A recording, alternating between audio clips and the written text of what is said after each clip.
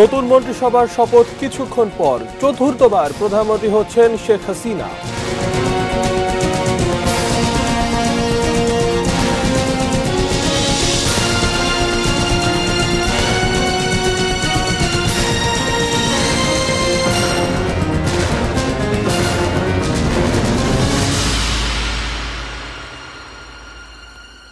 দেখছেন ATN news. আমন্ত্রণ জানাচ্ছি নিউজ এট 3-তে। আপনাদের সঙ্গে আছি আমি শাইখুল মাশায়েক। শুনছিলেন 7 সিমেন্ট সংবাদ শিরোনাম।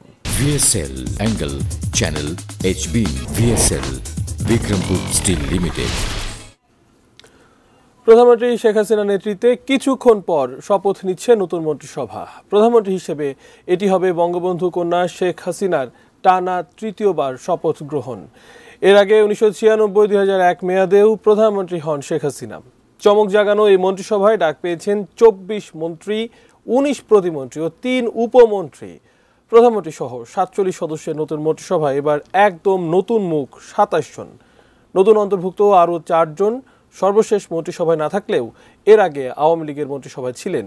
এই দুই মিলিয়ে 31 জন সদস্য প্রধানমন্ত্রী শেখ হাসিনার মন্ত্রিসভার নতুন মুখ। নতুন মন্ত্রিসভার শপথ গ্রহণ বিষয়ে বিস্তারিত জানতে বঙ্গভবন থেকে আমরা সরাসরি যুক্ত হচ্ছি সহকর্মী আরাফাত সিদ্দিকীর সঙ্গে।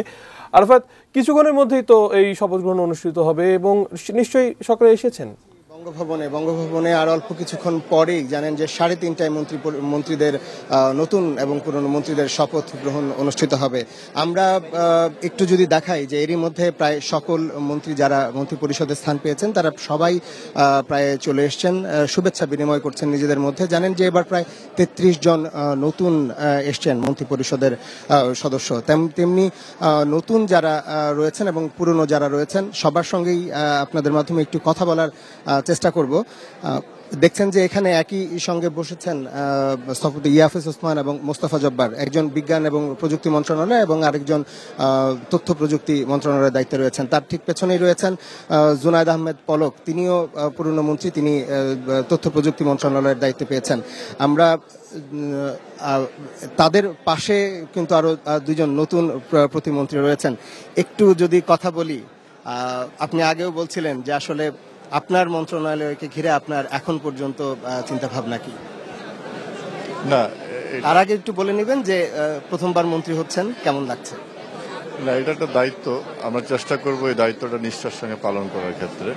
এই ব্যাপারে দেশবাসীর দোয়া চাই, সকলের সহযোগিতা চাই এবং বিগত 10 বছরে দেশরত্ন শেখ হাসিনার নেতৃত্বে বাংলাদেশের যে উন্নতি এবং সমৃদ্ধি লাভ করেছে তার ধারাবাহিকতাটা বজায় রাখাটাই হচ্ছে আমাদের মূল চ্যালেঞ্জ।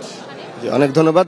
গত 10 বছরে তো আসলে অনেক কাজ হয়েছে, তো সেই কাজের ধারাবাহিকতা বজায় রাখাও তো একটা কঠিন বিষয়। সেই কঠিন বিষয়টি বাস্তবায়নে আপনি কি প্রস্তুত? আমাদের যেহেতু দলনেতা দেশরত্ন শেখ হাসিনা, এখানে আমরা বলতে পারি খুব কনফিডেন্টলি যে এখানে আমরা শতভাগ আমরা সাফল্য অর্জন করব। অনেক ধন্যবাদ। আরো একজন রয়েছেন তুখোর নেতা, আপনি কেমন লাগছে মূল্যায়িত হতে পারে? আমি আজকের এই মূল্যায়নের জন্য প্রথমে আমার প্রাণপ্রিয় নেত্রী বাংলাদেশের মাননীয় প্রধানমন্ত্রী গণপ্রজাতন্ত্রী বাংলাদেশ সরকারের এবং বাংলাদেশের গরিব দুঃখী মানুষের নয়নের মনে উনি আমাকে এই জায়গায় দিয়েছেন। আমার কাছে তো ভালোই লাগতেছে যে আমাদের ওই এলাকার অবহেলিত অঞ্চলের মূল্যায়িত করেছে আমার নেত্রী। অনেক ধন্যবাদ আপনাকে। দেখছিলেন যে ওনাদের সঙ্গে আরেকজন রয়েছেন পুরনো প্রতিমন্ত্রী জুনায়েদ আহমেদ পলক। এরই মধ্যে তরুণরা সবাই তাকে চেনেন। পলক ভাই, একটু কথা বলি, পুনর্মূল্যায়িত হতে পেরে আসলে কেমন লাগছে? আপনি কি কাজের মূল্যায়ন পেয়েছেন কিনা? অবশ্যই এটা একটা বড় পাওয়া। মাননীয় প্রধানমন্ত্রী জননেত্রী শেখ হাসিনার যে আস্থা এবং বিশ্বাস আমাদের প্রতি রেখেছেন, আমরা সেটা আমাদের জীবন দিয়ে হলেও রক্ষা করার চেষ্টা করব।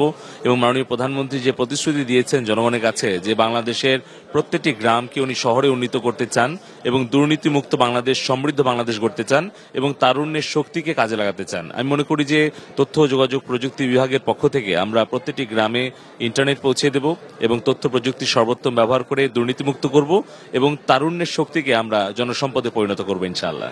অনেক ধন্যবাদ। জানেন যে জুনায়েদ আহমেদ পলক তার নিজের এলাকায় বিপুল ভোটে জয়ী হয়ে এসেছেন। আমাদের সঙ্গে আরো দুজন এই প্রযুক্তি বিজ্ঞান ও প্রযুক্তি খাতের দুজন মন্ত্রী রয়েছেন। জানেন যে তারা আগেও মন্ত্রী ছিলেন। একজন স্থপতি ইয়াফেস ওসমান, তাকে সবাই কবি হিসেবে আরো বেশি সবাই চেনে। আপনার উপর তো একটি গুরু দায়িত্ব রয়েছে, বিশাল একটি বর্তমান সরকারের সাফল্যের একটি বিশাল প্রজেক্ট, সেটিকে আসলে এগিয়ে নেওয়ার কোনো পরিকল্পনা আছে? না, আমি তো মনে করি যে ওটাই কারণ আমাকে আবার কন্টিনিউ করানোর সুযোগটা দেওয়ার, এবং এটা প্রথমে আমার এইটাই কাজ। আমি মনে করি যে এটাকে ইনশাল্লাহ আমি ওই জায়গায় যদি তুলে নিতে পারি সবার নিয়ে সাহায্য নিয়ে, ইনক্লুডিং মাননীয় প্রধানমন্ত্রীর, তো এটা একটা বিশাল ব্যাপার হবে। কারণ বাংলাদেশ তখন মানে 33তম দেশ হবে পৃথিবীতে এই ধরনের একটা টেকনোলজি কাজ করার যোগ্যতা অর্জন করা। তাতে আমাদের সাধারণ মানুষেরও কিন্তু মানে সারা পৃথিবীতে একটা অন্য মূল্যায়ন হবে, যার জন্য এটা খুবই ইম্পর্টেন্ট একটা প্রজেক্ট, এবং ইনশাল্লাহ আমার মনে হয় যে আমরা সবাই মিলে এটা শেষ করতে পারব। অনেক ধন্যবাদ। দর্শক শুনছিলেন যে আরো একজন আমাদের সঙ্গে রয়েছেন, মোস্তফা জব্বার, তিনিও তার কাজের জন্য পুনঃমূল্যায়িত হয়েছেন। কেমন লাগছে আর ভবিষ্যৎ পরিকল্পনা কি? আপনার নিজের মন্ত্রণালয়ে আপনি তো থাকছেন। ধন্যবাদ।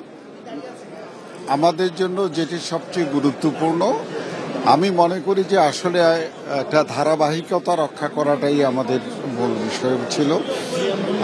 সবাই জানেন 2008 সালে আমাদের নেত্রী ডিজিটাল বাংলাদেশ কর্মসূচি ঘোষণা করেন। 10 বছর যাবৎ আমরা ডিজিটাল বাংলাদেশ গড়ে তোলার জন্যই কাজ করে এসেছি। আমি মনে করি গত 10 বছরে আমরা ডিজিটাল বাংলাদেশ গড়ে তোলার জন্য যে ভিত্তিটা, এই ভিত্তিটা আমরা তৈরি করতে পেরেছি। এখন যেটা হয়, ভবন তৈরির ক্ষেত্রে যেরকম হয় যে ফাউন্ডেশন হয়ে গেছে, এখন উপরে ওঠার বিষয়। আমরা ঠিক ওই জায়গাটাতে আছে, আমাদের ফাউন্ডেশন হয়েছে, উপরে উঠতে হবে। এবং আমি মনে করি সামনের 5 বছরে বাংলাদেশের মানুষ তার জীবন যাপন, পেশা থেকে শুরু করে সমস্ত কিছুর ক্ষেত্রেই এই ডিজিটাল রূপান্তরটা দেখতে পাবে। আমি ধন্যবাদ দিই মাননীয় প্রধানমন্ত্রীকে। অনেক ধন্যবাদ আপনাকে। শুনছিলেন আমাদের সঙ্গে আরেকজন নতুন মন্ত্রী রয়েছেন। অনেক দুঃখিত যে আপনাকে কিছুক্ষণ দাঁড়াতে হয়েছে।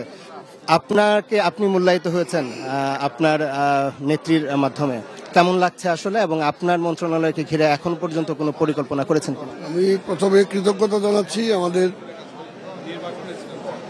দেশের মাননীয় প্রধানমন্ত্রী, জাতির জনক বঙ্গবন্ধু কন্যা জননেত্রী শেখ হাসিনার প্রতি, এবং একই সঙ্গে আমি এইটুকু শুধু বলতে চাই যে সকল প্রকার সততা এবং দৃঢ়তা নিয়ে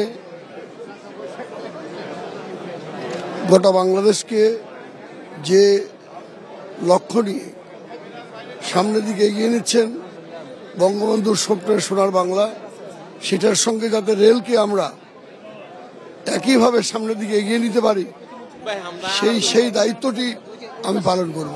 অনেক ধন্যবাদ আপনাকে। দেখছিলেন যে যারা বলছিলেন তারা সবাই আসলে যেমন তাদের দলীয় নেতার উপর জন্য কৃতজ্ঞতা প্রকাশ করছেন, তেমনি তারা বলছেন যে তাদের দায়িত্ব তারা সঠিকভাবেই পালন করবেন। আমাদের সঙ্গে রয়েছেন এনামুল হক, তিনিও এবার নতুন মন্ত্রী হয়েছেন। তিনি পেয়েছেন ত্রাণ এবং দুর্যোগ ব্যবস্থাপনা মন্ত্রণালয়ের দায়িত্ব পেয়েছেন। কেমন লাগছে? এবং আপনি নিজে একজন চিকিৎসক, আপনার সেই অভিজ্ঞতা বা মেধা আপনি আপনার মন্ত্রণালয়ে কিভাবে কাজে লাগাবেন? বসে বলবো। ধন্যবাদ এবং কৃতজ্ঞতা মহান আল্লাহ সুবহানাহু ওয়া তাআলার কাছে, এবং আন্তরিক কৃতজ্ঞতা জানাই জাতির জনক বঙ্গবন্ধু শেখ মুজিবুর রহমানের সুযোগ্য কন্যা, 4বারের প্রধানমন্ত্রী জননেত্রী শেখ হাসিনাকে, যিনি আমাকে এই মন্ত্রণালয়ের দায়িত্ব দিয়েছেন। আপনারা জানেন যে আমাদের বাংলাদেশ আওয়ামী লীগ একটি নির্বাচনী ইশতেহার ঘোষণা করেছেন, এবং সেই ইশতেহার অনুযায়ী আমরা আমাদের প্রত্যেক মন্ত্রী তাদের মন্ত্রণালয়কে পরিচালিত করব। আমরা আজকে শপথ গ্রহণের পরে আমরা আমাদের মাননীয় প্রধানমন্ত্রী, আমাদের সংসদ নেতার সাথে বসবো। উনি আমাদের যেভাবে পরামর্শ দিবেন, যেভাবে দিক নির্দেশনা দিবেন, সেভাবে আমরা আমাদের মন্ত্রণালয়কে পরিচালিত করব। তারপরে আমরা কমিটেড যে আমরা অত্যন্ত সততা, স্বচ্ছতা, দক্ষতা, দেশপ্রেম এবং মুক্তিযুদ্ধের চেতনায় উদ্বুদ্ধ হয়ে আমরা আমাদের সকল কাজকে পরিচালনা করে বাংলাদেশকে এগিয়ে নিয়ে যাব। অনেক ধন্যবাদ আপনাকে। ঠিক ডক্টর এনামুলের পাশেই ঠিক রয়েছেন আরো একজন তুখোর আওয়ামী লীগের নেতা, হবিগঞ্জ থেকে তিনি নির্বাচিত হয়ে এসেছেন, অ্যাডভোকেট মাহবুব আলী। আপনি পেয়েছেন বেসরকারি বিমান এবং পর্যটন মন্ত্রণালয়ের দায়িত্বে। আপনি এই নতুন দায়িত্ব বা এই যে স্বীকৃতি আপনার পুরো রাজনীতির জীবনে, এটাকে আসলে কিভাবে দেখছেন? ধন্যবাদ। প্রথমে শুকরিয়া জানাই মহান আল্লাহ রাব্বুল আলামিনের কাছে, তারপরে মাননীয় প্রধানমন্ত্রীর কাছে কৃতজ্ঞতা চিত্তে স্মরণ করি। বঙ্গবন্ধু শেখ মুজিবুর রহমান জাতির পিতা, যিনি দেশকে দিয়েছেন, আর আজকে মাননীয় প্রধানমন্ত্রী আমাকে নিয়োগ দিয়েছেন এই মন্ত্রণালয়ে। আমি চেষ্টা করব যে অপার সম্ভাবনার দেশ এই বাংলাদেশ, বিশেষ করে বাংলাদেশ বিমান এবং পর্যটন, এই দুইটা আমার মন্ত্রণালয়ের অধীনে। অপার সম্ভাবনার দেশ বাংলাদেশ, এখানে অনেক পর্যটক বাংলাদেশের বিদেশে যাচ্ছে। আমাদের দেশে এই সম্ভাবনাকে কাজে লাগিয়ে পর্যটন মন্ত্রণালয়কে একটি সম্ভাবনাময় মন্ত্রণালয় হিসেবে তৈরি করা এবং বিমান, আকাশে শান্তির নীড়, এই কথা যাতে বাস্তবে প্রমাণিত হয়, এই ব্যাপারে আমি সদা সচেষ্ট থাকব এবং সততা, দেশপ্রেম, নেতৃত্বের প্রতি অগাধ আস্থা, এই তিনের সমন্বয়ে মন্ত্রণালয়ের সফলতা নিয়ে আসার চেষ্টা করব। অনেক ধন্যবাদ আপনাকে। আমরাও সেই অপেক্ষায় রইলাম। দেখছেন যে তার পাশেই রয়েছেন আরেকজন জনমানুষের নেতা মুন্নুজান সুফিয়ান। আমাদের সঙ্গে আরো একজন রয়েছেন। আপনি আপনার মন্ত্রণালয়কে ঘিরে এখন পর্যন্ত কি কি পরিকল্পনা করেছেন এবং এই যে মূল্যায়ন, আপনাকে যে মূল্যায়ন করেছে আপনার দল, সেটাকে কিভাবে দেখছেন? ধন্যবাদ। দেখেন, মাননীয় প্রধানমন্ত্রী তো বিভিন্ন জায়গায় বিভিন্ন পর্যায়ে জরিপ চালিয়েছেন, জরিপ চালিয়ে তিনি সিদ্ধান্ত নিয়েছেন এবং তার সেই সঠিক সিদ্ধান্ত নেওয়ার কারণে আমাদের এই মানে ল্যান্ডস্লাইড ভিক্টোরি যেটা এবার নির্বাচন, তারপর তিনি মন্ত্রণালয় চালানোর জন্য যোগ্য যে নেতৃত্বের মাঝ থেকে খুঁজে নিয়েছেন আমাদেরকে। আমি মাননীয় প্রধানমন্ত্রীকে ধন্যবাদ। আর নির্বাচনের কাজের মন্ত্রণালয়ের কাজের চ্যালেঞ্জ যোগদান করি, দেখি চ্যালেঞ্জের কি আছে, যদি থাকে তাহলে সেটা অতিক্রম করে মাননীয় প্রধানমন্ত্রীর যে আমার গ্রাম হবে শহর, আমার গ্রাম শহর, সেটি বাস্তবায়ন করার জন্য যা যা করতে হয় আমরা সেটি করবো ইনশাআল্লাহ। আমাদের নির্বাচনের ম্যানিফেস্টো যেটি আছে সেটির বাস্তবায়ন হলো মূল লক্ষ্য। আমরা মাননীয় প্রধানমন্ত্রীর আশা করি সফল হতে পারবো। অনেক অনেক ধন্যবাদ আপনাকে। শুনছিলেন যে আসলে এখন পর্যন্ত যে কয়েকজন মন্ত্রী হতে যাচ্ছেন, যারা শপথ নেবেন, মন্ত্রী প্রতিমন্ত্রী, তাদের সঙ্গে কথা বললাম, সবাই কিন্তু আসলে একটি বিষয়ে জোর দিয়েছেন, কমন বিষয়, সেটি হচ্ছে নির্বাচনী ম্যানিফেস্টোর পূর্ণ বাস্তবায়ন। অর্থাৎ আওয়ামী লীগ, অন্তত আওয়ামী লীগের এই সরকার, এই একাদশ জাতীয় সংসদ নির্বাচনের পর যারা মনোনীত হয়ে এসছেন, নির্বাচিত হয়ে এসছেন এবং যারা এখন মনোনীত হয়ে মন্ত্রিপরিষদে শপথ নিতে যাচ্ছেন, তারা কিন্তু একটি বিষয় বারবার বলেছেন যে তারা নির্বাচনী যে ম্যানিফেস্টো ছিল সেটিকে তারা বাস্তবায়ন করতে চান। এটি যদি একটি রাজনৈতিক দলের পক্ষে যদি আসলে তার ম্যানিফেস্টো পূর্ণ বাস্তবায়ন সম্ভব হয়, তবে দেশ এগিয়ে যাবে, সেই প্রত্যাশাও আমরা করতে পারি। অল্প কিছুক্ষণের মধ্যেই এখানে শপথ গ্রহণ অনুষ্ঠান শুরু হবে। যখন শুরু হবে আমরা আবারও আপনাদের মাধ্যমে দর্শকদের এই বঙ্গভবনে ফিরিয়ে আনবো। তো এই ছিল আমার কাছে বঙ্গভবন থেকে সর্বশেষ। আরবাজ সিদ্দিকী, অসংখ্য ধন্যবাদ আপনাকে, এবং নিশ্চয়ই আমরা আবারও আপনার সাথে সংযুক্ত হব ওই শপথ গ্রহণ অনুষ্ঠান আপনার মাধ্যমে সরাসরি দর্শক আপনাদেরকে জানাবো। সহকর্মী আরাফাত সিদ্দিকী আমাদের সঙ্গে ছিলেন বঙ্গভবন থেকে সরাসরি, এবং কিছুক্ষণের মধ্যেই 47 সদস্যের নতুন মন্ত্রিসভা শপথ গ্রহণ করতে যাচ্ছে, সেই খবরও আমরা আপনাদেরকে জানাবো এবং সরাসরি দেখাবো। তবে নিউজ এট 3 এ পর্যায়ে নিচ্ছি ছোট্ট একটা বিরতি, কিছুক্ষণের মধ্যেই ফিরবো, সঙ্গে থাকুন।